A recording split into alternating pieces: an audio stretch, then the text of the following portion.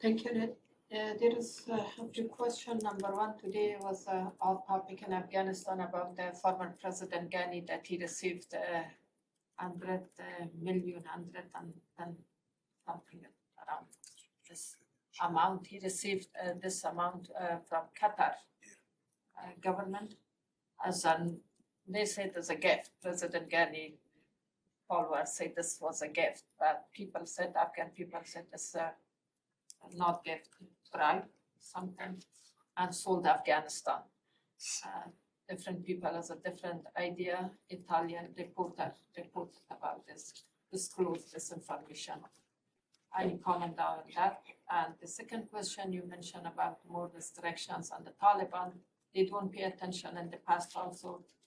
The Taliban travel a lot and they don't care about the US sanction. Any comment about that? And the third question, so many Afghan refugees who stay in Abu Dhabi, they protested and they raised their voices and it took a long time for them to come to the United States. Any comment?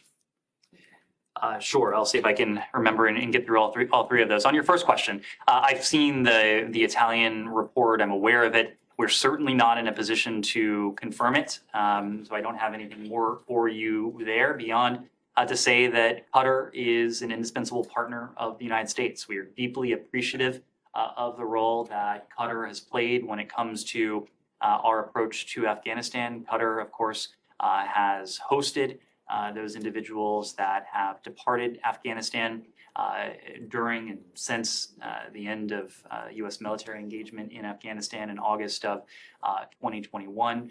Qatar has opened its doors. It's been a generous host. It's been a stalwart partner to the United States, but more importantly to so many of the people of Afghanistan who have sought to begin new lives in the United States and countries around the world. Of course, our partnership with Qatar goes well beyond our shared approach to Afghanistan. Qatar has also been a force for stability and broader integration across the Middle East region. We work with Qatar on a number of bilateral and multilateral priorities, and of course that cooperation will continue going forward.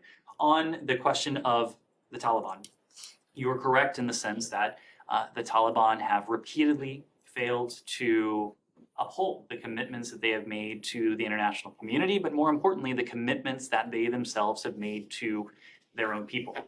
You will have to ask the Taliban for the thinking behind the egregious decisions they have made. It could well be that the Taliban is under the impression that it can have it both ways, that it can take these draconian, brutal, repressive measures against its own people and still cultivate improved relations with the international community.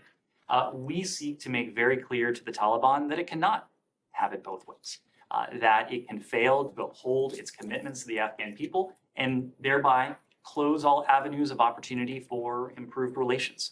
We are doing that ourselves, but much more importantly, we're acting in a coordinated way with dozens of countries around the world to signal very clearly, both in words and in deed, including the actions that we made public yesterday, that any Taliban illusion that they can continue to take this approach when it comes to their own people is nothing more than an illusion if they do seek improved relations with the rest of the world.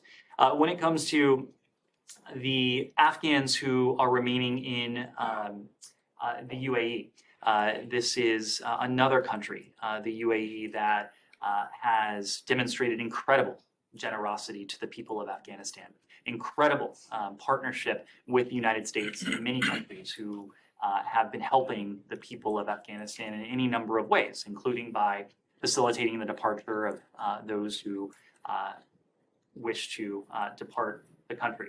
We're working with the Emiratis and our partners on the ground to process Afghans who remain at the Emiratis Humanitarian City just as quickly as we can. As you know, for those Afghans who ultimately will arrive in the United States, there is a vetting process that is undertaken in the Emirates in this case. That process can take some time, but we're working very closely with our partners throughout the executive branch to do everything we can to cut down that processing time while ensuring that we're not cutting any corners whatsoever when it comes to the vetting process. We've been able to improve that over time. We're going to keep at it to address the concerns when it comes to humanitarian city. Thank you.